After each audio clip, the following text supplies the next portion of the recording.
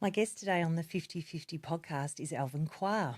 Alvin Quah is a Malaysian-born Australian chef, best known for his appearance on Masterchef Australia in 2010 and 2022, where he showcased his culinary skills and charm, ultimately finishing in the top 6 of the competition both times.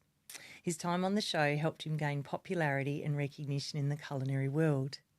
Beyond MasterChef, Alvin has a diverse professional background that includes experience in the pharmaceutical industry, notably most recently working with AbbVie Pharmaceuticals in corporate communication. This unique combination of skills in both culinary arts and pharmaceuticals reflects his versatile interests and expertise. In addition to his work in both fields, Alvin is passionate about food, culture, and sharing his culinary and lifestyle knowledge with others. He has been involved in various culinary events and continues to explore opportunities that connect his love for cooking with his professional experiences. The episode show notes include links to Alvin's Instagram and website if you'd like to follow Alvin and stay up to date on his current projects and activities, which are always fun. Alvin and I had such a great time catching up that we've split this episode into 2 parts. I hope you'll enjoy this hilariously fun interview and reminisce down memory lane with my friend Alvin Quah. Welcome back to 50/50. I am delighted. I can't think of the right adjective actually because we've just been mucking around for the last few minutes. I feel super happy. I'm just really excited and happy that you're here, my friend Alvin. I'm I don't even know how this happened. It's like we were talking and I said, let's do a podcast. Yeah, it's a great way to catch up. Why not? Well, we're actually going to do a twofer, right? Like, we don't care about the audience. We're going to just talk to one another. It's all about us. Juice might come out. It might be useful. Yeah. But, you know, when we're upstairs, you were saying, well, you know, Mark, my partner, was asking me, what is 50/50? What are you doing? You said, I don't know. I'm going to go and talk to Tam. She normally has powerful women. I'm going to be a man. My husband was excited. He's like, Alvin's the second man. But we don't care. We're just here to talk about life and, I don't know, people accidentally seem to be learning stuff from it. Yeah, that's a great serendipity. Is that the word? Yeah, it's like you talk and then some genius gem just comes out of it. I think that's the best. But it's so nice. Yeah, you're great though. You're great at sort of teasing it out of people. So bravo. Thank you. I haven't started and I'm giving you compliments. I really love it because normally it's nothing but compliments the other way. Yeah. So I really like that I'm flip. still waiting for mine. Okay. That's fine. So you've never looked better. Oh, thank you. Honestly, the longer I know you, the more handsome you get. And I'm not joking. We were just talking about it off air. You're such a stunner. No Botox, no fillers. Not that I've got anyone who... I'm not against that in any way. No, but I it's all did have natural. that question in my mind. Yeah. Asian don't raisin. Asian don't raisin. Amazing. I know. We've got to have something. We've got food, skin, and decor, I think. Decor? Yeah. I didn't have decor in the Asian realm. I had it in your realm. Well, think about like Japanese sort of style. Ah, yes. Yeah. Yes. And... now, so I'll tell you how this works now. It used to be that I'd talk to you about your whole life from when you were an infant, like that beautiful little picture that was on LinkedIn of baby Alvin. You were so cute. I don't know what I was watching. Yeah, because everyone was joking saying you were watching Malaysian Masterchef, right? Yeah, probably. Like way before it's time, I need to be that person. I need to cook. Yeah. I think this is me. Yeah, it's like, what's my next inspiration? But Drunken so chicken. Cute. Prototype. Remember when all the Chinese supermarkets sold out? You told me I couldn't get the wine. Shaoxing wine. Shaoxing I still wine. tell that story. Like people who just watched the show actually says, so what do you like cooking? I said, kind of depends on the season, whatever. But apparently I'm known for drunken chicken. Yeah. And back when it was famous, it broke the internet. Yeah, so people because of course some people, look, a lot of people watching this, I didn't even think about it, or listening to this, will actually know you as Alvin from MasterChef. It's a word. It's good and it's bad. Like sometimes I have no name. Like literally they call me drunken chicken. It's like the dish, which is like, should I be flattered by this? I think I am. And slightly. are they yelling it out from the opposite side of the street? Like, do people go, drunken chicken? Yeah, yeah. And then you go, I'm it's a person. Yeah, don't hurl abuse at me. I'm not just a recipe. Yeah. Yes, I can cook. Yeah. Yes, I'm superb at it. There's a funny story. Like we were in Orange once, just, spending the weekend there. Love Orange. Yes. Good wineries, good food and all that. And we were in this, we walked down this mall and there was like cars like winding their window down, saying, "Oh my God, I love you." And I was like, "Who are they talking about?" And my demographic, Yes. are, I dare say, women of a certain age, Yes. generally ethnic. Ah. Yeah, and that's it. So when you go to Orange, which is like white, Very white. predominantly, Yes. you don't expect that to be sort of like, yeah. And then we walked down that mall, like in the shopping center, and this father and his kid, so both of them had matching mullets. Oh. Yeah, and the father's missing a few teeth. Ah. Yeah, and I thought he was like hurling abuse at me, but he was actually yelling to his son that, you know, like that guy can cook. And I'm like, now I remember holding on to Mama. I said, don't hold me. It's like, you can't, like, we could get like abused here holding hands. Like, save me. I love you, mate. Yeah. You're like, so, what? Yeah, thanks, mate. I really love you. He's like, yeah, cheers, mate. It's like, I can't even say the word mate without sounding like I'm making fun of them. Cheers, mate. Was pre-mullets being cool, wasn't it? Yes. It was mullet ever cool? Yeah, now it is. All the footballers have got them. I think you can do anything if you're a footballer, though. Look, I shouldn't admit this, but I like a 70s style on a man, and that includes a mullet. I've always liked a beard. Oh, Mark's had a fabulous beard. Has he still got it? So he's trimmed it now. He looked like Santa for a while there, like a lumberjack, which I love. Yes. But strangely enough, a lot of his girlfriends, close friends, didn't like it. Yeah, no. Women generally don't like a big bushy beard, but I do. And it actually cleared the field for me when I was younger. I had some very handsome bearded boyfriends. With no one liked. Because I'd So get a you won't have photo any out. One competition. particular fellow, he was such a sweetheart. His name was Darren. I won't say his surname. I can't remember it. That's part of the reason. But he was a very lovely fellow. He had a really big beard, but he was so beautiful. And my girlfriend's like, it's so gross. He's got one. And it was big beard, like you said, you know. But is it well-kept beard or is it like shaggy beard? Shaggy. Oh, but then I got a photo of him like from the year before, so it wasn't even years ago. And I said, "Who's this?" to my girlfriends. They're like, "No idea. He's so hot." And I was like, "It's Darren." And they're like, "Oh." And I was like, "You've got a CB on the beard, man." Yeah. I also think that if you have a beard and people know you with the beard, once you shave off the beard, you just look like a different person. You actually look almost like an 12. infant. Yeah. There you go. Yeah, it's like, what? So Bring Andy's the got a back. beard now. Yes. And it's Is it bushy? sometimes kept, sometimes a little wild. It's black and grey, Oh, that's nice. right? Salt and pepper, always good. But if he shaves it off, he's 52, right? But if he shaves it off, he looks 30. Like that photo you just showed me. Like that photo when we got married. Yeah. He was so hot. He was very cute. Oh, he's still pretty nice. Yeah, he still has his cute face, I'm Yeah, sure. he does. And he's got that lovely smile when he does the eye crinkle. Oh, God damn it. Honestly. Stop it. Actually, I was training. I was telling you a story about my tragic time of perimenopause, which is not a secret. I share about it here and to anyone who'll listen. Anyway, it was my birthday's the 19th, yours is the 18th. There's certain similarities in our personality, but I don't know how strong the star sign stuff is. So I have a lovely day on my birthday. Loved up, presents, flowers, wonderful. I think, look, I better have a look at my admin before I go to sleep on this gorgeous day. Open up my laptop and go, why does it say I'm in Harvey this Friday? My blood runs cold, literally. I was meant to send pre-work, pre-surveys. I was meant to send them a fortnight prior. Thank you, Jesus. The lady running it was a friend. She was very, very supportive. It all worked out. I went down. We ran a good day. Anyway, I was sharing about the disc model. Did we ever do that back in the day? Have you done it? Right? Yes. So I was talking about when people get stressed, and I was saying I'm a high D when I get stressed. Like, we've got to get it done fast. Like the redhead comes out. Too. Scorpio redhead, nightmare. Oh, yeah. Andy becomes a high C. High C is detail-oriented, slow-paced, must get it right. That kills me. One of the ladies goes, how do you work and be married to that man? The lady who organised it, who knows my husband, goes, you should see his face. And I was like, look, it was part of the factor.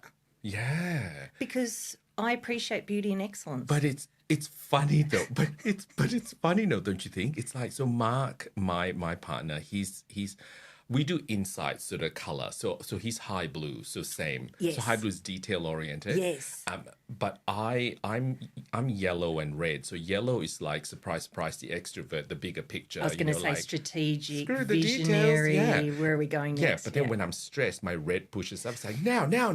It's like, let's get it done. So then when I'm stressed and when Master says, okay, what is, oh my God, stop with the planning, make a decision. Mm-hmm. Yeah.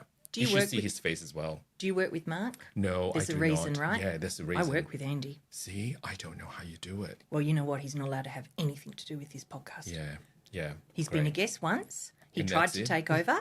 Did he really? Absolutely. Watch it. We think it was very funny. We had no idea what happened, but it was funny in hindsight. Plus, twice I had to say, excuse me, I'm the host. You're the guest. I love it. I love it when you're... So I facilitated before. Yeah. Not as professional as this sort of setup, but the one thing that irks me is like, no. This is my show. That's right. We're going to this way. It's like they take over. It's like, and back to us. Yeah. That's right. Yeah. Realise who you are. Yes. And then we called him out. It was super mean because him and Sam were upstairs. And I said, we were doing Friday 50-50, just me and Danielle. And I said, I wish Andy and Sam weren't here. And then I said, actually, I don't mind that Sam's here. Because Andy got hold of Danielle, talked for a half an hour. Danielle's my Danielle. I come here and she looks after me. And we have a great time together and she heals me. And Andy was stealing her. So now we've said they can go out for coffee, separate. I love how you're just as possessive with your friends as I am. It's like, so everyone loves Mark. So when you talk to Mark, like my friend said, oh my God, Mark's just like, don't forget who you're friends with first. That's right. He's the blow-in. Yeah, he's the blow-in. We're the OG. Yes. If it makes you feel better, I like Mark, but I love you. Yeah. As it should Yes. be. What the hell? That's the hierarchy. How many years has he been around? 20? That's Nothing. right. He's Whatever. just arrived. He's just arrived. Blowing. Yes, charming, Dude, handsome, clever. Oh, Actually blowing from WA. he did blow him from WA. Yeah. Although he was originally born in Whyalla, in South Australia, his first words were like, let's get the fuck out of here. Yeah. He tells that to everyone. So he senses it when there's old people or when there's children. What does he let's change just- it to? Let's get out of here. Yeah. And I just looked at him and I said, you liar. Yeah, I was going to say, it's better with the swear word in it. It is.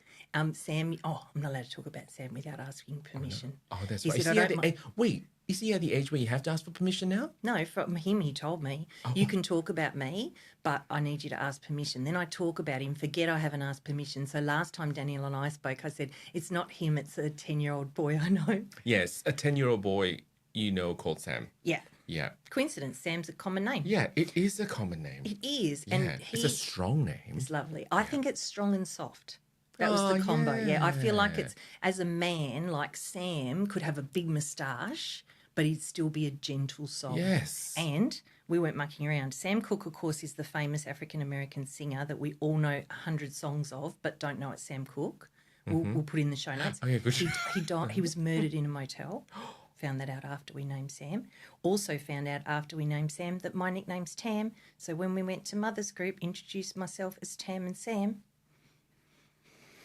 But there was more thinking because my auntie, who's my godmother and has been a great guide for me in my life, she said, I think his name should be Scott.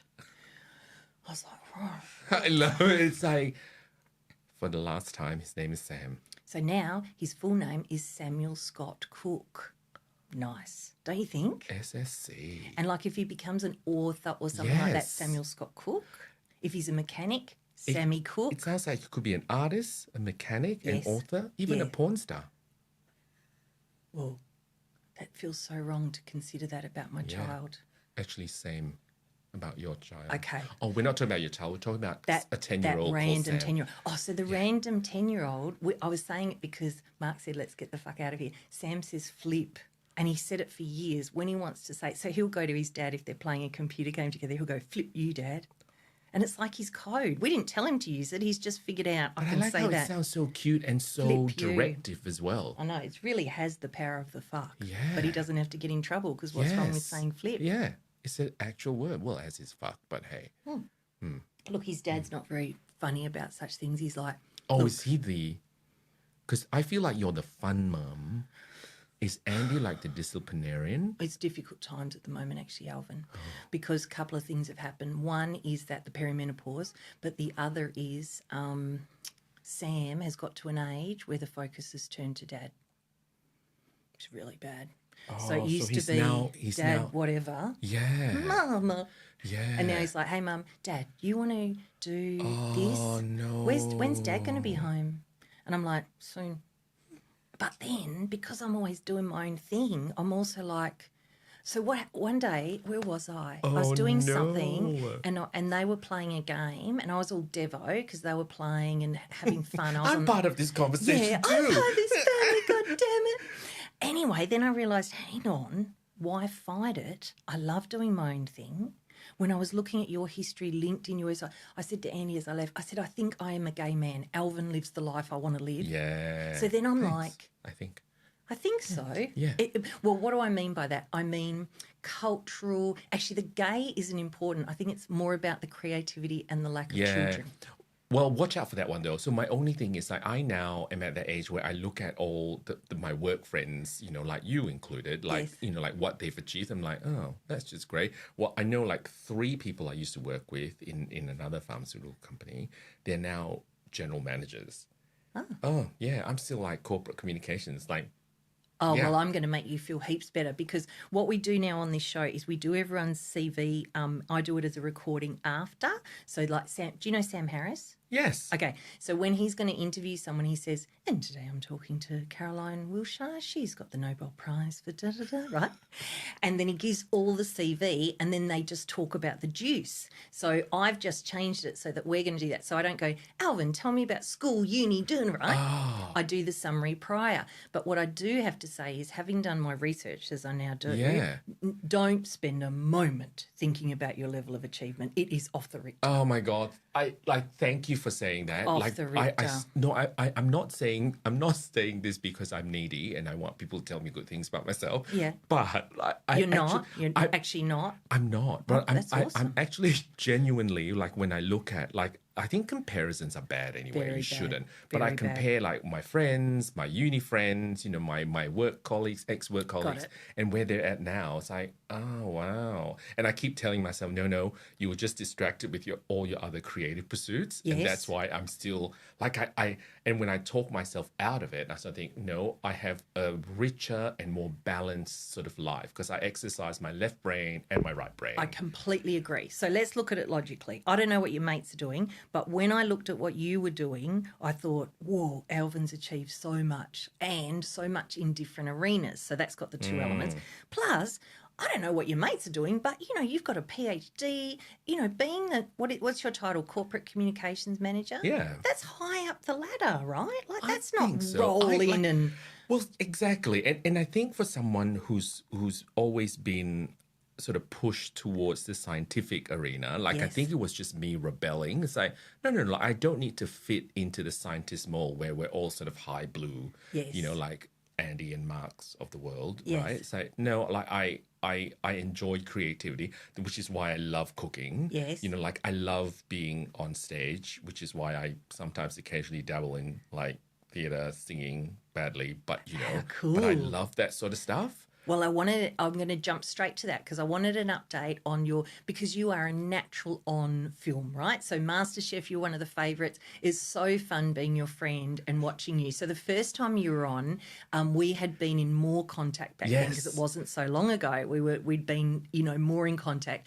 And I remember you, me and Sven went out for dinner and Sven, my old boyfriend, was starstruck. Even though he had known of you prior, pretty much your whole relationship with him had been MasterChef. Yes.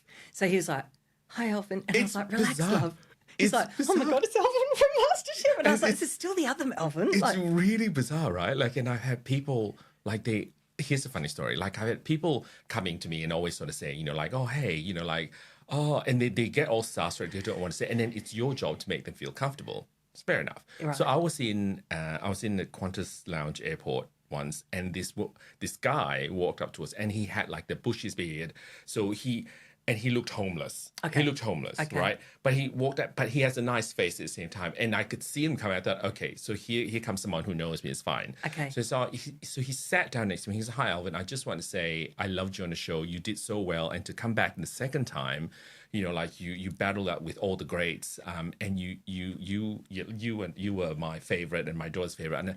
And my natural thing when people come and talk to me like that, I always say, you know, oh, thank you. What's your name? So and I just say, oh, thank you. What's your name? I'm Hugo Weaving. I kid you not.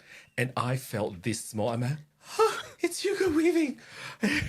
and I literally said, oh, and like I was literally speechless for a whole 30 seconds. And I said, oh, can I have a photo with you? And he goes, oh, only if I can take photos. I go, no, just it so cheapens everything. Now I feel like an idiot for not knowing you. And I'm like, ugh. So I have that for, if you scroll through my Instagram, like it's there. And it's like, and Mark tells everyone this story. It's like, yeah, well, it's all about you, isn't it? You don't even know when Hugo Weaving comes to talk to you. That's so awesome.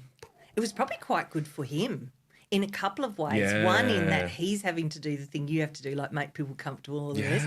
And also he was free to talk and everything. And, it wouldn't be bad for his humbleness to maybe not be recognised because he's a very well-known fellow. And he's a beautiful, like, natured man and he doesn't have an Instagram handle, so I can't even tag him and DM him and say, sorry, I'm such an idiot. Yeah. Don't worry, he's all right. He enjoyed meeting you. Yeah. And also, I think that interaction would have been really nice for him, including the... It's like, no way. Oh, my God. It's like, oh, yeah. No. That's an old reference, but it was a very big hit. That's so cool. Yeah. Did I, on one of our most recent 50-50s, no one, of course, approaches me. I'm not known at all.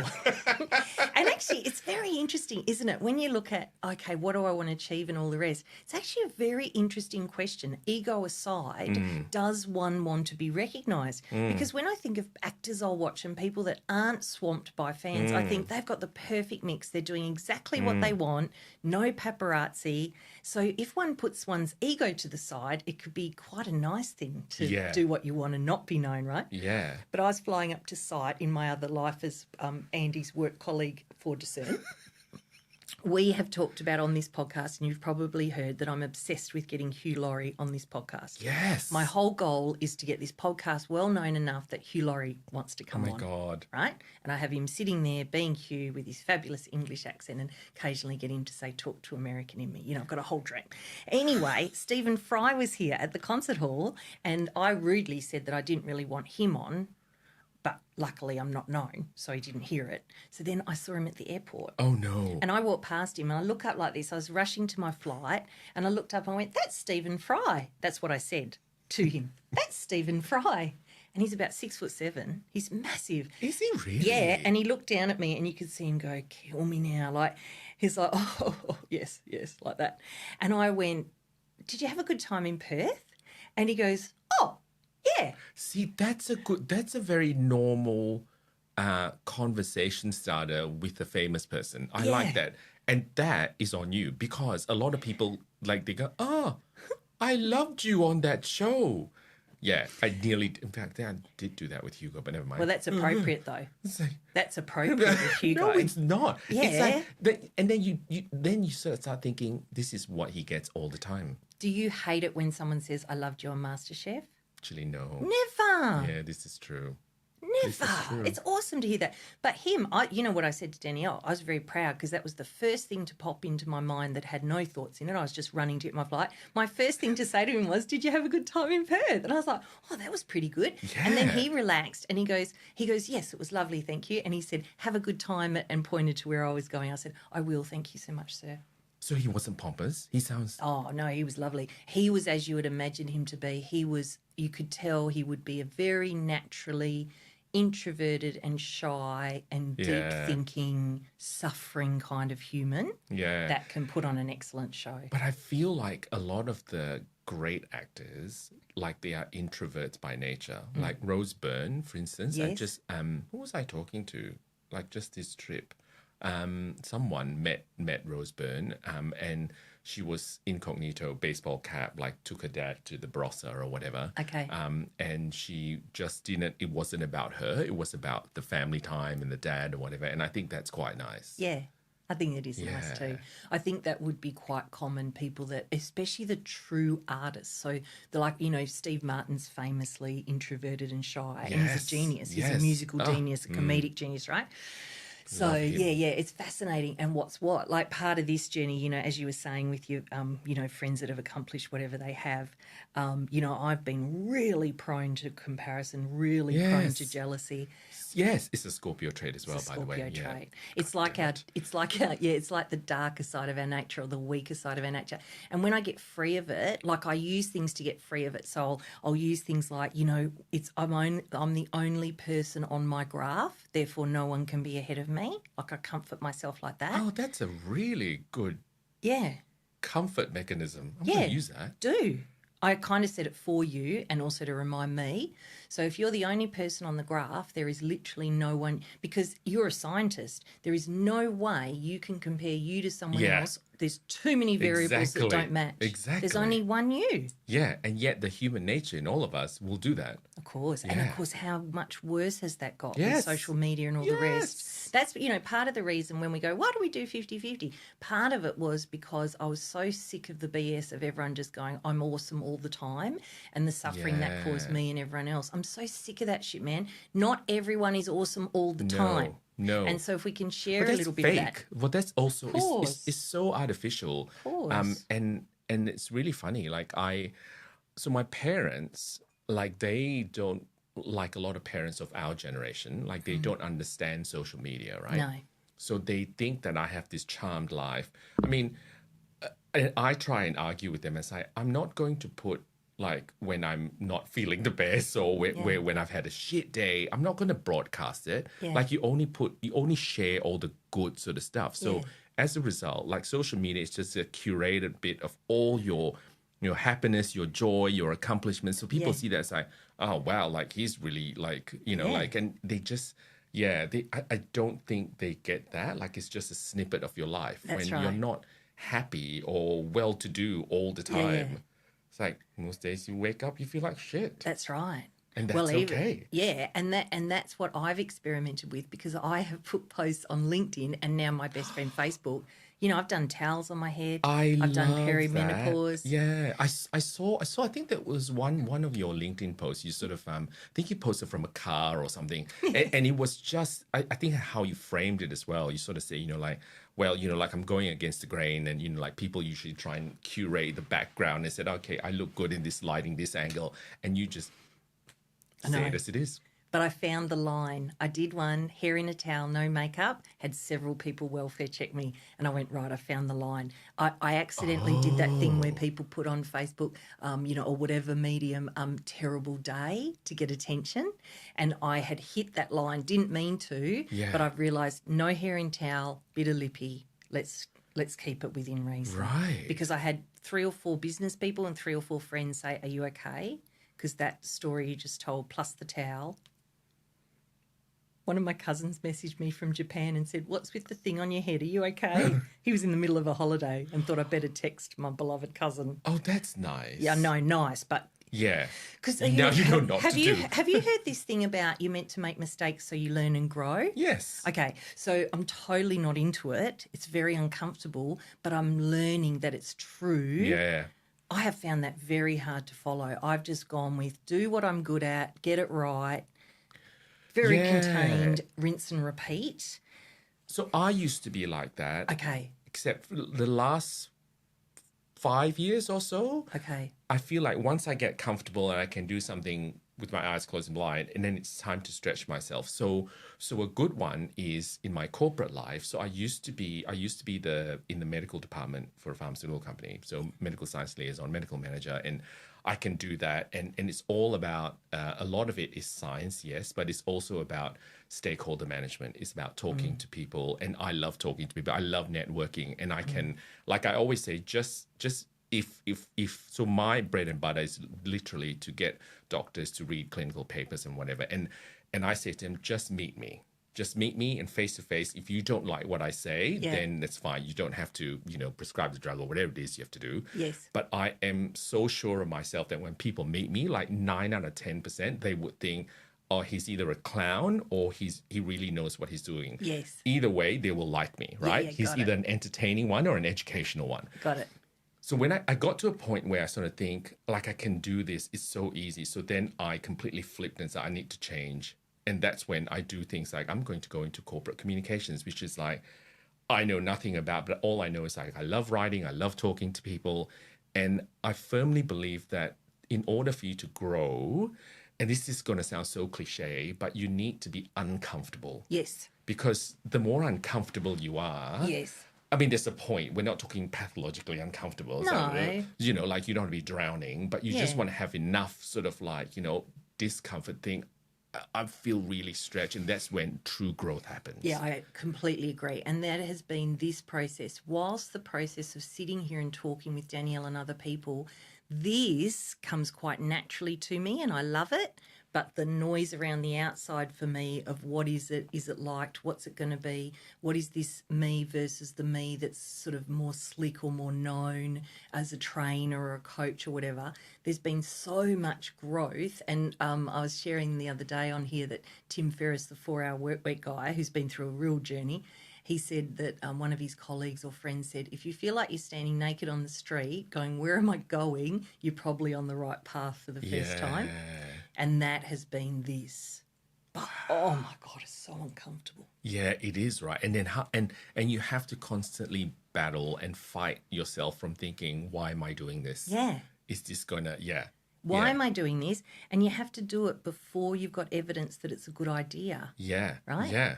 You got to do it Yeah. and then go, like I was talking to a friend the other day who's going through a real time of, one could argue, cleansing, but for her the experience is of, everything I knew is gone. Like she really feels like she's having to start again, right? And she and I were talking about this idea of, you know, when you try something new, you go, okay, I think this feels right, you know. Ash McGrath says, have a podcast. I go, have a podcast? Oh, my God, that could be right. And then you start and you go, oh, it feels a bit risky. What's the risk? That no one agrees. That's the risk. Yeah. That you go, I'm going to do this thing. And everyone goes, blessings, but I'm not listening. And then Danielle and I realise, which is actually the key to this whole story, if we love what we're doing, if we feel like it's useful, if we have joy in here, for me, the ongoing practice, and it's very much a hormonal practice because my brain is literally interfered with at the moment, depending on what time we're at, I can go, I don't mind what happens. This is awesome too. I very much mind what happens. I need the kudos. I need people to say you're doing the right thing. I need the support. I also think though, like if you do something with such passion and vigor, it's like it does translate. Like, you know, people will watch, people will listen, and the whole Masterchef process, like that taught me a lot. Like starting from, you know, like believe in the fact that your cultural heritage is your asset and it's not an impediment. Because for the longest time, you have this migrant mentality. Well, I do anyway. Yes. You come in and you know, you're never good enough and you always have to fight, you know, to be seen, to be. And I get like, and it's really funny, like when I talk about like that particular aspect, I get quite teary still. And I don't know why. I think it's just like I think a lot of times one of the major impetus of actually doing the show was I want to be seen as a person with, I guess, a lot to offer. Like, you know, even though I'm a migrant, I'm not here to take your jobs away. Like I can work and I can I bring this to the table. And it's such a powerful thing, not just in the cooking world, but even in the corporate world. Like when I've had to sort of like, you know, like there's still a lot of micro racism and everything else, you know, like, and you sort of think, like, really, are we still sort of doing this? And there's a whole uncomfortableness, you know, we talked about being uncomfortable and growing. Like in MasterChef, like the challenges are challenges that literally sometimes I wake up thinking, are we doing this? Am I doing this? Why am I even here? It's like, okay, we're doing this. It's like, it's just the train's going and you're on it. Like you either stay on board or you jump off.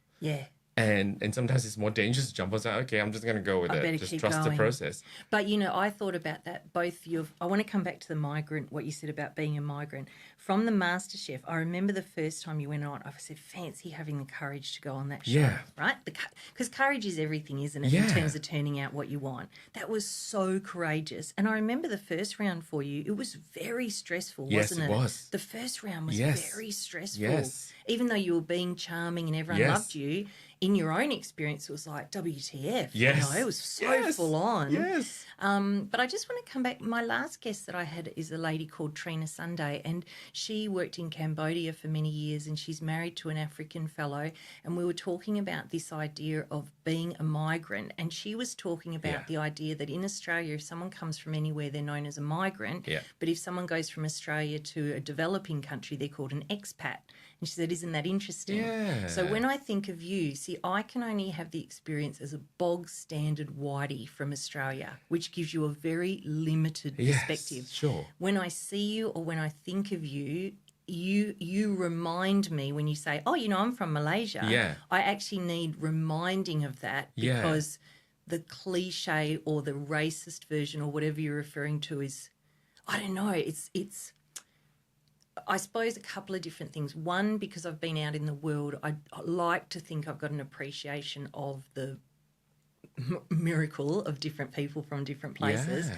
But also I think how you occur, and as from the first moment I met you, there was no cliche about you in terms of being, I mean, what cliche am I even talking about? Like, you never came across, for me, you always came across as Alvin, and there was nothing for me about this element from being, I can't even articulate it properly. I know what you're trying to say, and I adore that, and I love the fact that a lot of my friends sort of say, "Oh, you've always been Alvin. It's never occurred to me that you're a migrant or whatever." Yeah.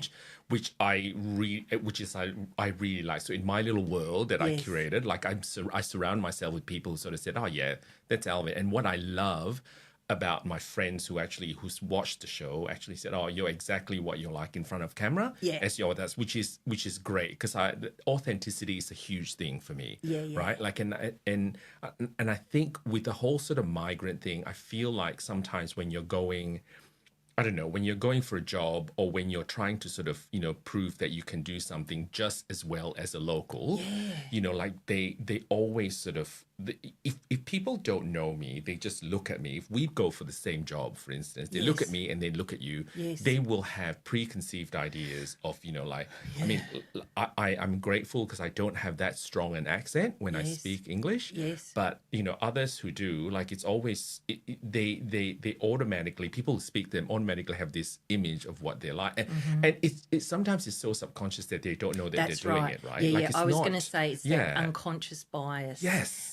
It's very uncomfortable to be in the majority culturally and realise you have unconscious bias and that you can't even really help it. Yes. And I've actually looked back on a couple of different occasions when I've been training and I've thought about who's been in the room and how I've been with them, and I've been able to realise that I have shown bias. Yeah. So I will think of myself as the least racist, most loving of all people, but I showed bias, and it wasn't until I looked at it again, I said, you made an assumption. Yeah. So, look, we can, on one hand, we can justify that in our monkey humanness, tribalism, basics. Yes. Well, this is what I'm like, and I like people who are like me. So that's the monkey part. But if we hope to be bigger than the monkey, Andy and I went and saw Mark Manson the other night at the concert hall, and he was talking about this idea. And my brother refers to human beings as smart monkeys. And I think actually when we see terrible things in the world, that's exactly right. We're just the apex primate. Yeah. And then if we want to create something other, we have to rise above our monkeyness. So for me to go, I can go on one hand, look, of course I got unconscious bias, or of course I got this thought, or as the majority with not a worry in the world. Yeah. Or I can go, hang on, you spoke to that person differently because you'd made assumptions.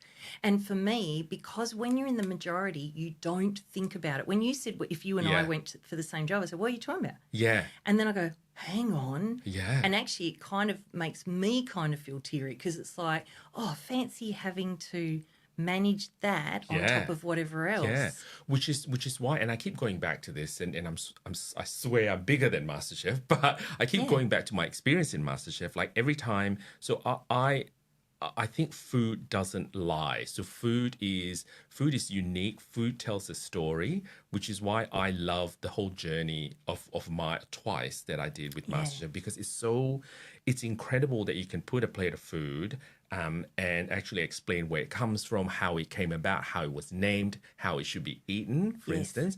Like the most powerful moment of the show was when I served this is just like this is my mum's curry, right? And even the way I talk about it, it's just my mum's curry. Yeah. So I made it, and one of the judges, Melissa Leong, I brought it up to her, and as I was cooking, she came around, as they do as judges. She goes, oh my gosh, she goes, this smells like my mum's kitchen. And she goes, smells really good. So I thought, okay, I'm on a winning thing. It's like, great. This is not going to be in the bottom three. It's great. So when I served it to her, I served to her, and they all said, "What did you make?" I said, "Oh, like this is my mum's curry, but the star ingredients eggs, so it's an egg curry." And she paused and she started crying. Oh. Yeah, and she goes, "Damn you!" And then she started sort of talking. She goes, "I have not seen my dad for a while because it was just post COVID and whatever." And she started bawling her eyes out, and I was just there, and then that made me cry. And there was like it went silent. The whole studio went silent, and then fast forward, went back to the bench, and then the camera sort of break, and so whatever. She came and she said, I need to hug you." I was like, and it's just, and I think there's something about that I think food just traverses culture and all that, and you sort of think that's why the show is so powerful, because you are there not because of the color of your skin. It's strictly based on your ability to cook. That's true. Yeah. That's true. And as a viewer, it's a combination of things as a viewer for me. So you watch people who have been brave enough to go on there, which is extraordinary to me.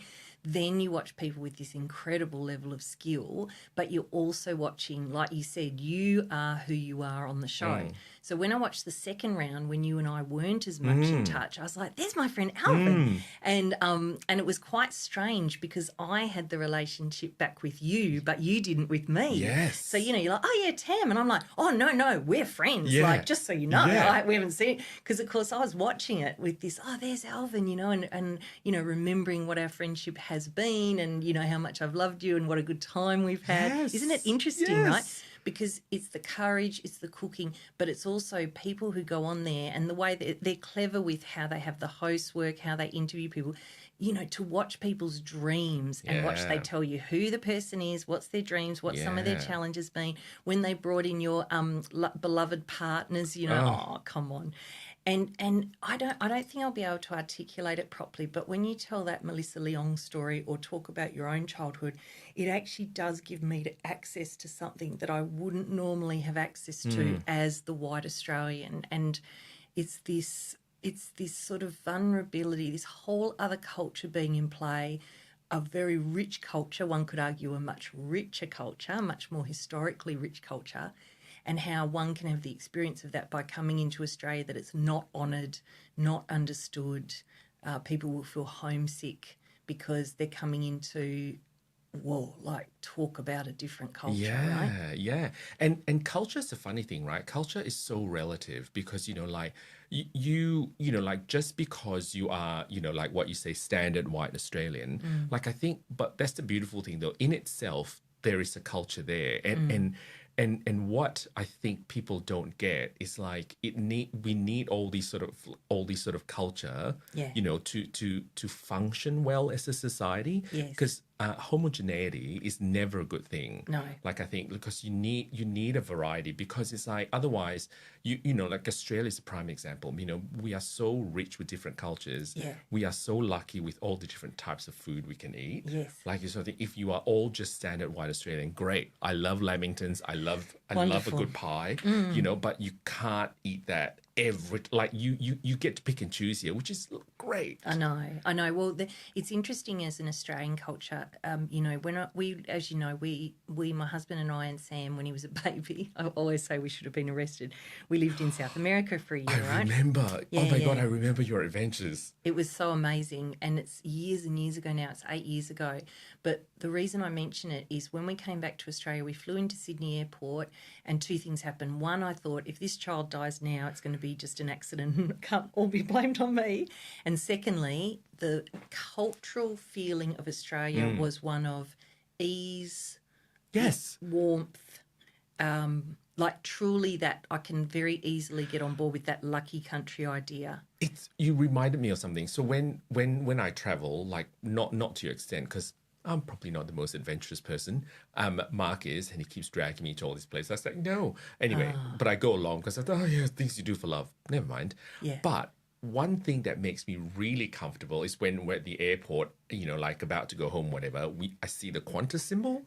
And isn't that, oh my God. Honestly, and then you say, I still call Australia home. And then that song when the plays, music comes on. I know, it's oh my God. Suck it in, don't cry. We were so lucky because there was a new Qantas song when we got on the plane coming back from South America. I can't remember it and it wasn't. I still call Australia home, and I thanked everyone above because whatever they were playing, I was crying. I was like, and we used to, there's a thing called tunnel bear when you want to get information from another country, like through a different, I don't know anything about IT. When we're in Chile, right. we use tunnel bear to get hold of ABC Ivy so Sam could watch ABC Kids. Nice. And every time he'd watch whatever, if they'd have their little ABC break, you know, they'd have the cockatoos Yeah. fight. I go, I miss cockatoo. I miss Australia. We're only away for a year. But that softness, that ease, the stuff you don't even think is Yes. connected to you. Yes. Because, of course, it's funny being born here. Like I was talking at Women in Mining and something went wrong with one of the slides and I said, oh, while we're waiting, I think I'll do an acknowledgement of country. And there was a lady in the front row, an Indigenous lady, and she looked at me like, oh, here we go. And I said, the white person's honestly, going let's to throw it out. country. You know. But I shared what actually meant something to me, and I checked with her later. I said, what do you reckon? And she goes, oh, when you first... I said, I could see your face. I said, but what did you think at the end? She goes, yeah, it was solid. That's it was the highest it was compliment. authentic, right? Because what I said was I was up at the light show at Kings Park. They had this beautiful light show up at Kings Park, Lightscapes, incredible. A lot of it was done by either Indigenous people or based on Indigenous art. So I'm walking around, you know, I practice mindfulness, so when I can do it, I'm really in the moment. And I thought, gee whiz, me and my people have been on this land for about 5 mil. And then Indigenous culture is all the earth under that. Yeah. And that was kind of the acknowledgement I did. I said, I want to acknowledge the original people of this country and how they've cared for the land. And I shared that story. I said, I feel like I'm the top mill and then there's metres and kilometres of earth that have been... That's beautiful. Thank you. Well, it's how it occurred to me. And when you tell the story, you know, it's a funny thing, and I think that's why we have a lot of cultural cringe in Australia because we're all mutts. The whiteys of us are all mutts. Normally some combo of Irish, Scottish, German, English. We've got religious DNA that's up the wazoo. Yeah. We've got, you know, we landed here like, boom, here I am. Either, you know, the most sexy ones. Colonised. Like, am I a convict? That's now seen as a great thing, you know. Did I just fall off a ship because I came from the potato famine and went, I better live here? Well, my God, what that would have been like. But, you know, we've sort of got very mixed culture, long lines. I think for those of us that are the least ignorant, it allows an openness that doesn't come from one line of DNA. I'm not sure about this, and you're a scientist, right? And we were laughing before you came in today how you can be a scientist and do tarot, right? God, You've got tarot and astrology. I can't believe I didn't know I would have brought the cards. I know. I've got a very interesting lifeline on my palm, and I've got my own theory about that, but I'll get you to check it. But this is how I think. I think DNA, right, cellular, you know, generation to generation, if people have been taught to hate another people, it's in their body, right? They come out, they're told it again by their parents, just so you know, we hate those people. Yeah. And they're trained, but I feel it's more than that. conditioning. It's conditioning. I feel like it's already in their body primed to go. Whereas when you come from 14 different countries, you're not sure where you're from, and then you land here 3 or 4 generations go, oh, we live here now, do we? You do have, for me, you have the experience. I have to remind myself I'm Australian, particularly if you feel terrible like I do about our Indigenous heritage. Yeah. I have to go, oh, yeah, I can be respectful of that, but I can still call myself an Australian because actually you kind of feel like, oh, well, I'm not a real Australian. If you try and be the most ethical, it actually takes away your own feeling of being from here. But I was born here. Yeah. This is my country. Yeah. It's such a precarious thing, that, isn't it? It's like I feel like there's still a lot of work to be done from, you know, people who just moved to the country, people who've been in the country for a while. I just think there's just so many things. Like New Zealand's got it done really well. I feel like they have street names now, like with double names, and I think they do their acknowledgement. They do their, I don't know, like they unify a lot better. And I don't know whether it's because it's a much smaller country than we are, or whether there's less of a violent history. I don't know. Yeah, I don't know. We're going into super ignorant territory. Yes. For me as well. Well, one of the things I think about knowing a very little bit about the Māori culture is they were a really warring people, from what I understand. So they had a real strength in their culture. And as far as I know, in general, Australian Indigenous Aboriginals were a much more peaceful kind of culture, and therefore when these colonisers came to dominate, there was more potentially, and I'm totally making that up, I shouldn't even say it, but you know, we had a fellow come and do a welcome to country at the Private Schools Association. I went to a conference as a board member of my son's school, and this fellow stood up and he said, I haven't done a welcome to country since Australia voted no in that controversial, oh my God, that was so bad.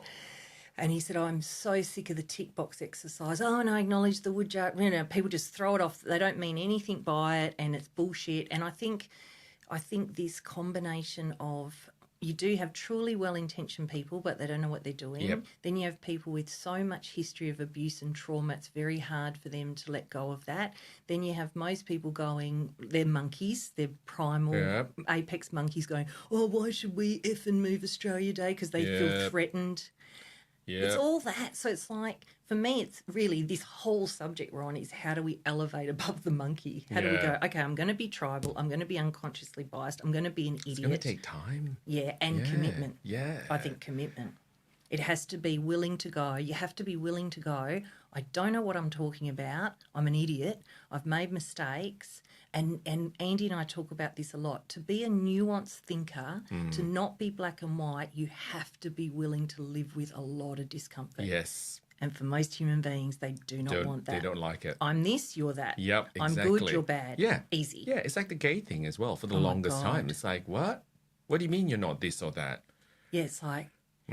Did you know when we worked together? So we met, I was going to say we shouldn't say how long ago, but you're here to celebrate your 50th and I've just turned 51. So the cat's out of the bag, right? So we met about 20 years ago, 21 years ago. Do you remember one of our colleagues, she was a trainer as well, Bernadette McKinlay from Brisbane? Yes. Did I tell you I went over and saw her one-woman show? No. So Bernie... Wait, she's now a comedian? Well, she's a singer. She's a jazz singer. What? So, Okay, so you and I know Bernie as pharmaceutical reps. We're living a very different life. I'm a trainer. You're a new rep. She's a trainer. I'm living in Sydney, but I'm from Perth. You're a new rep from Melbourne, and she's a trainer from Brisbane. And, of course, our beloved Belinda. Yes. Who I miss. Still love you. Miss you already. Anyway, Bernie leaves AstraZeneca, does several things, ends up going and living in New York. Meets a woman there, falls in love, gets married. She's been married 10 years. Now... has the lesbian thing always been there? Always or did it been happen? there. Okay. I think I knew this. Yes. Journey to Bernie is about how she grew up. She was born in early 60s Australia in Brisbane, grew up in Brisbane, realised quite late from her Catholic upbringing. She knew she didn't want to do anything with boys, but it hadn't occurred to her, being brought up Catholic, from what I can tell, hadn't occurred to her that she wanted to do anything with women. She just didn't like the whole idea. Then she goes on a trip with her then best friend. She's met other people. In hindsight, she goes, oh, hang on, I might have felt like this. Meets the first proper, like has her first lesbian relationship, I think from the story, maybe late teens, early 20s. And as a part of that, has to go through her own confusion and upset around it being brought up Catholic, telling her parents and family. And she was in, you might not remember this, or you might do, in that time in Queensland, there was a famous politician, Joh Bjelke-Petersen. He was like almost like a fascist. He was like a dictator of Queensland. Right. And he made, homosexuality was also illegal, or was already illegal, but he made lesbianism illegal as well. Okay. So there was marches in the street and all the rest. She's still going, far out, I'm Catholic, I'm not even meant to think this way. So she's sort of not able to own and love herself. She's having these different relationships, all different highs and lows in that. And eventually goes to New York, meets Sue and marries her, comes back to Australia. Sue introduces her to jazz. She comes back to Australia, becomes a jazz singer. And about 6 months ago, I'm on Facebook and she announces she's doing a one-woman show, The Journey to Bernie, in Brisbane. Are you serious? I flew over. I saw it. I said, I must support. Like, you know, this whole living our dream business we're talking about. Oh, I need to look her up. Yeah. She hopes to. Oh, my God. She hopes to tour it. So we're hoping to get it over here. That they're talking about taking it to Edinburgh Fringe. She literally, we're in this little theatre in Brisbane, super sexy. She comes out, starts the show, talks, sings, PowerPoint, acts. Wonderful. She looks 10 years younger now than she did 20 years ago when we worked together. Yeah, it's all that. She looks $1 million. It's all that release and discovery. Yes, and and the that joy. does wonders to people. Honestly, it was the whole thing was so cool. See it, decide I'm going, tell her I'm coming, be there in the audience, meet her wife, meet her wife's sister, meet a couple of other fabulous people, but just to see her, celebrate her. She's going to be on here, but we're going to have to do it remote. Oh, she's also a Scorpio. She is. I remember that bit. That bit about crossing the river. You know that one? I'm not going to get you across the river. The Scorpio says to the frog, take me across the river. And the frog does. Yeah, the frog goes, no, anyway. I'm not going to, because you'll sting me. I wouldn't sting you, because then we'd both drown. Then the Scorpio stings it halfway across the river. Where'd you do it? What's the line? There's a powerful line at the end. Didn't he say it's because I am who I am or something? Yeah, something like, oh, yeah. There's a little voice that said my nature. I know, I love this. Could it have been Danielle? Could have been. Grayson's always in here. Everyone knows that. But Danielle's we in love here Grayson. too. We love Grayson, don't We we? love Grayson. Man. Yeah, we don't want to sound like a chipmunk. No. Well, I sound like a chipmunk for a long time last time. But I'm always worried about the fart noise, but he hasn't done that one yet. So we meet 20 years ago. I train you. You say, do you want to be friends? Which was wonderful because no one ever did that when I was a trainer. I can't believe I said that. It was really funny. Bold, yeah. It was really nice. You said something like, do you want to be friends? Like it wasn't even subtle. Yeah, it wasn't like, hey. I just don't do subtle. I've decided you're it's like, God damn it, I can't I think do at subtle. the end of the 2 weeks, she said something like, I like you. Do you want to be friends? And I said, yes. Yeah. And that was very easy. Yeah. And on we went.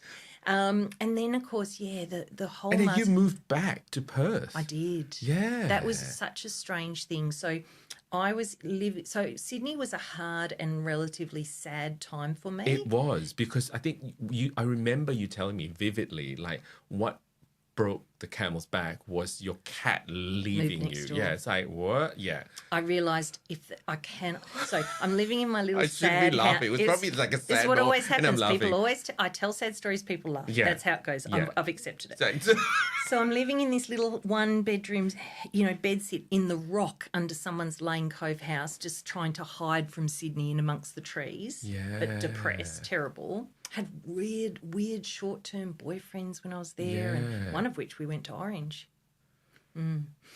Anyway, I did help him reconnect with his family, though. So, when reason, season, lifetime? I was like, well, that's a pretty good reason. He didn't deserve it. Anyway, I'm in this little cave with Raffy, my cat, and what happened over time was Raffy would come home less and less, like not come home for a night, not come home for 2 nights. Then he'd come home but not talk to me. He'd moved next door. I rang the next door neighbours and said, have you seen my cat? And they said, he lives here now. No, they said, she lives here now. And I said, oh, no, it's a boy. And they said, oh, no, it's a girl. I've seen it with my cat. And I said, well, I've got news for you. Speaking of homosexuality, that cat is a boy. And they're like, huh? And I was like, well, I'm glad he's found his love.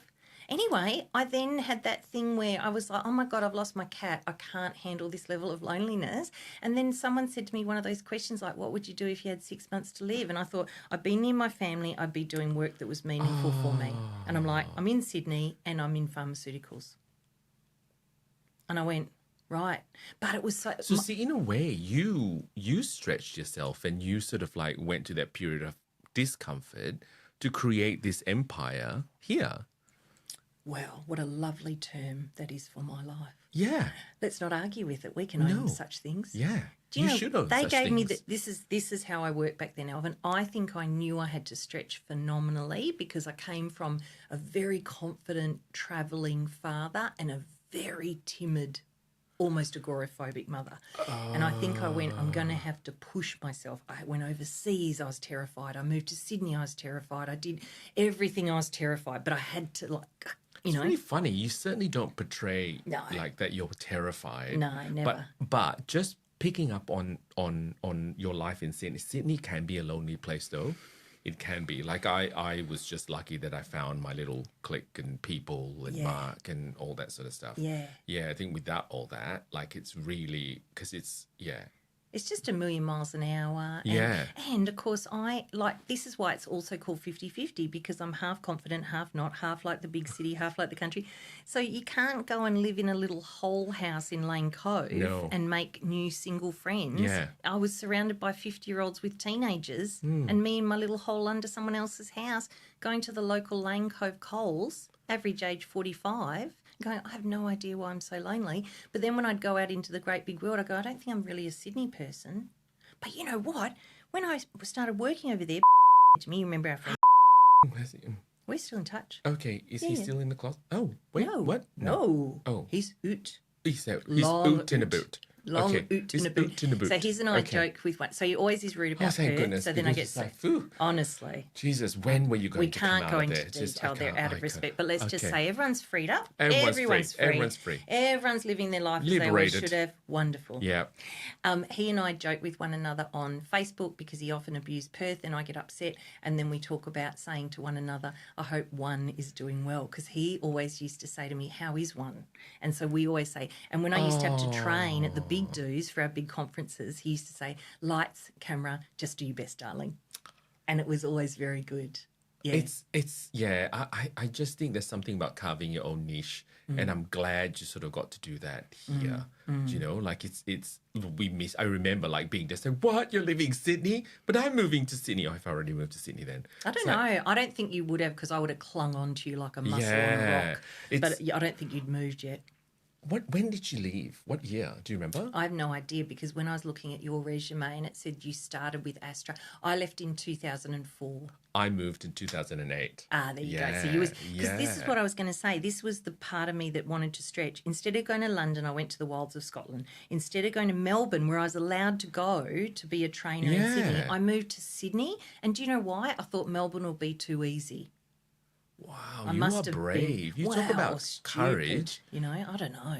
But I think what it did do, all these different things, I'm not someone that is now scared of things. Yeah. Like I feel like, just do it. Don't worry. Yeah. It'll be all right. It's funny. Your story reminded me of a funny story. Like you said, in Lane Cove, like you hang out with like the 50-year-olds or whatever. The stuff that I like to do, like travel and all that sort of stuff, and when I say travel, I don't like adventure travel. Like I will never be like in South America and live, you know, like you and Andy and Sam. I will die. It's like, so Mark and I now have this thing. Mark says, when Mark plans a holiday, I say, is this an Alvin and Mark holiday? Yes. Or is it just a Mark holiday? So okay. I'm going to Bolivia, so it's a Mark holiday. Have fun. Got it. And then when it's our holiday, it's just a little bit more luxurious, shall we say. So we recently came back from Italy and Malta. So in Italy, we toured around Sicily, and we were the youngest by at least 25 years. No. Yeah, to a point where there's a group of 12 of us, and there were 4 women and we started talking to them, and like, old people love me. Like, and mothers love me. It's just like perpetually like mother's boy. It's like, I don't know. They just like to feed me. Like, lots of story there too. Anyway, so these 4, and we started talking to them. I said, I say, how do you know each other? Oh, we know each other from our retirement home. So they're literally like the Golden Girls. Oh, wow. Yeah, one of them, I shouldn't be laughing. One of them was like walking. So first day we met them, like, so the group was standing there. She was here, and she walked from here to there, and I was where that's point is. And I looked, and it's just like sweating. And I was looking at Martha, what the hell, man? It's like, what did we get ourselves into? It's like, and I have no idea. I'm so clueless. I'm like, get fitter, woman. Get fitter. What's wrong with you? Yeah. So worked out, like, she has bronchitis. She's got emphysema. We went to one town, and then one morning we all met. It's like, oh, you know what? I can't remember her name now. Where's Marjorie? So I said, like Marjorie didn't make it. It's like, what? What? It's like, oh, no. Look, we had to call the paramedics, because it's like, what? Oh, my God. Yeah, she'll be fine. She just needs to be on her medication. What? She's not on her medication. God. She was weaning off her antibiotics or whatever. It's like, I say, love, you really need to take your medication. When the old women are loving you, do you love them back? Like, are you drawn to them also? I am. Okay. I am. I find older people a lot more, And I say older people, I'm 50. I know, So I'm old. So No, you're not. You are, I am, we're not. Yeah, we're not. Young. I do find them a lot like I love them for their wisdom and their stories they tell, and they're just naturally funny. Yeah, yeah. I find them naturally funny. It's like, yeah. oh, you know, like when I was young, it's, oh, here we go. Yeah, like yeah. I take a piss out of them as well. Like, Yeah. yeah. But also they've lived, so they've got that element of life. Yeah. You know, I like that about them as Yeah. well, where, you know, you talk to them and they've got this flavour of, Yeah. you know, like.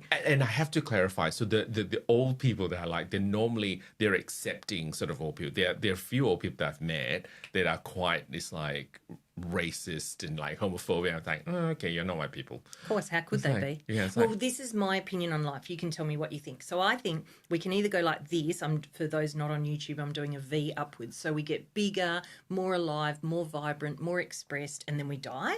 Or we can go like this and get less expressed, less open, less brave, become bitter and old, and then die. Gosh, I'm so scared that I'll be the second one. What? I know. No. If you ask Mark says, are you grumpy today? I said, yes. He goes, grumpier? I say, yeah. I do blame him. I said, blame well, Andy. you make me grumpy. You make me grumpy. Well, I think there's something to it because I also have that thought at times. And I think, but, you know, is grumpy, I don't know if grumpy is the antithesis of being alive and open. I assume there'll be. This is true. You can be grumpy and still have a joie de vivre. Like, Yes. as you say to me, you're going to get smaller. It's like, what the hell? You're not going to get smaller. Who are you? Like, Yeah. you know, you said I could slap you. Oh, no, that was tonight if you fall Yes. asleep. I thought I could slap you now. Yeah. So then you understand you're not heading in that direction. Okay, so we're going the wide V? Well, yeah. Wide V. Like, Wide don't V. you think? I you think look so, yeah. younger, healthier, more joyful. Why can't that keep going? This is true. Come on, I'm not going to You're lean gonna over slap me? because I'll Slap affect me? the sound. Okay. I want to, but I'll affect Grayson the will sound and be I'm scared happy. of Gaze. Yeah. We're all scared of him. As long as you get the message, you're not going to get smaller. What the hell? But, you know, like the people that you meet that are racist homophobes, they're still in the monkey form, frightened, small thinking, bit disappointed in life. And I do think, like last time we were here, my guest Trina was saying she gets frustrated when people call her lucky because she's really created a huge amount in her life. Yeah. But I have created a lot and I still feel very lucky. Yeah. Because I think, a bit like being the only person on the graph, I kind of think people are doing their best, and if they could do better, they would. People disagree with me. I'm pausing to Yeah, think because what do I you don't think? know whether I agree or I know. disagree with you. I know. Because I also hate it when people tell me I'm lucky or you're so lucky. It's like, no. It's like God. all my life, like everything that I fought for, I worked for it. Because in case in point, I don't come from a rich background. Yeah. So my parents have no money. It's like, so they saved enough money to bring me to sort of to do university. And when I did my PhD, I had to get a departmental scholarship because they don't award it to like overseas students. Oh, wow. Again, you know, so Like then that. did that and then just managed to sort of, I had to do 3 jobs so I can get pocket money. Here's a fun fact. So when I was a PhD student, my meal, I would get a Maryland chicken. Yes. And I would put it in a bowl and I put a bit of water, a bit of salt and pepper, and I stick it in the microwave. I cook it for like 8 minutes. Yeah. And then I had chicken and soup. And that's my meal. And then on a good day when I get paid for demonstrating and biochemistry, practical lesson or whatever, Yes. I had mushrooms. Yeah, like it's Treat day. It's yeah, right, and it's hilarious, and I love telling this story because people think, oh, you're all about foie gras and caviar, saying, yeah, not quite. Am Like, I love the good old 2-minute noodles. I just zhuzh it up now. You would. Yeah, You would. With My eggs, God, yeah. your 2-minute Yeah. noodles would be so good. We came to your house one time a long time ago and you made us those like soft buns and then we had the pork in them. Did I This is make like you that? 100 years ago. Oh my God, It was I did. extraordinary. Yeah. Belle was there. Yes. Yeah, it was so long ago, Alvin. I can't even Yes. remember what year. Oh my God, come back. I'll cook for you any day. Oh, how wonderful. Yeah. Now, you made me think of something. Oh, so I've got this theory about when people say you're lucky. So actually, Yes. people saying to you you're lucky actually brought up the migrant thing very strongly for me because it made me go, what the fuck? Like, Yeah. I got it really easy to go. Like, if someone says that I'm lucky, I can own a lot better. But when someone says to you, you're lucky, I go, have you got a brain in your head? Yeah. Like, this Yeah. guy has created everything that exists for him. It's because he's created. But why do you think people say that you're lucky? I have a theory why people go, you're lucky. So I have my theory is that they tell me I'm lucky is because they think they think that I have a lot more than they have. Yeah. And it's a comparison thing. So they are comparing, think, oh, wow, you're lucky you got all this. Right. It's like, well, if you work a little harder. Right. So ding, ding, I completely agree. When people say someone else is lucky, it's because they don't want to own their own life. Yeah. And it's much easier to say, oh, Alvin, you're so lucky, I'm unlucky, and that's why you're in a great position and I'm not. Yeah, I mean, that's so true. Because my sister's be like, so my sister lives in Perth. Yeah. So and I adore her. We have a really good relationship. There was a point there where we weren't talking to each other. I was going to say, I feel like it used to be maybe a little bit more difficult, but we are talking almost 20 years ago. Yeah, so now it's a lot better. And she's another one that she would look at me, not just me, but she'll look at us, oh, yeah, I'll never be like that. I'll never be able to do that. And it's like, yes, you can. Yes. And it's like, it's like talking to a wall. It's like, it's so hard to get through. So hard to get through. This is what I mean about, because I always demand people are responsible on one hand and then have compassion for the fact they can't be on the other. So I think, oh no, she can't do it. Like, even though you go, come on, like shake her, she can't do it. That's why I want my gravestone to be that meme that says, always be kind, you never know what someone's going through. Nice turn signal, fuckface. Yeah. Because that is my whole personality in one sentence. But it's true. Look, I get it, and I think people should know and respect their own limits. Yes. And I don't judge anyone as harshly as I judge my own family. Right. So when I tell my sister and I say, you can do this, you can do this. I know you don't have an illness. Yes. You don't have a mental incapacity. Yes. Like, you're physically still able. So what's stopping you? Because, okay, I can't help you. What no, give up really quickly. Of course. Because if it is a brick wall, like, I've had similar conversations. And if there's, look, this is, now I'm getting strict. This is the approach I take as a coach, right? If we're in a corporate situation where we're meant to give coaching, whether people like it or not, that doesn't work with coaching. Coaching has to be, I want to get something, and then I go, okay, how can I help you get there? And so I had someone up on site, and I met with him, and he's just wasting my time. And I said to the boss, I'm not working with him. He's not interested. And luckily, they were like, okay, if you don't think you can get anything useful, it's fine, let him go. His new supervisor then said to me, no, I want you to work with him. I said, I'm not working with him. He's wasting my time. He's full of shit. I'm not doing it. He goes, at least meet with him one more time, right? So I meet with this guy. He goes, I want the coaching. And I said, why do you want the coaching? You didn't want it last time I met. You're wasting my time. He goes, no, I want it. I said, okay. I said, all right, we can have one meeting and we'll go from there. And he actually was one of those 1 in 1,000 cases where he couldn't see what he needed, then was able to be brave, look at what I shared a particular story from my own life in a training I ran with him and his colleagues that I think gave him access to, oh, hang on. Because a little bit like you saying, people saying you're lucky, when I'm working or how I come across, because I've always had this confident persona, people go, oh, of course you wouldn't be worried, or of course you're relaxed. And it's part of the reason I share the other side of the story, is to have people understand it doesn't really matter what someone looks like, that can be different from what's going on. And for this guy, I think when I told the story of this childhood story I was sharing, he goes, oh, you've been through a bit, love, I didn't realise. And then that actually opened him up to be more interested. Yeah. Because he felt like, yes, come in consultant, not a worry in the world, haven't lived my hard life, full of shit, don't even know what you're doing. Oh, hang on, you've had some experience, you've had some difficulties. I think personal growth is such a difficult challenge because you have to look inward as well as considering your opportunities externally, right?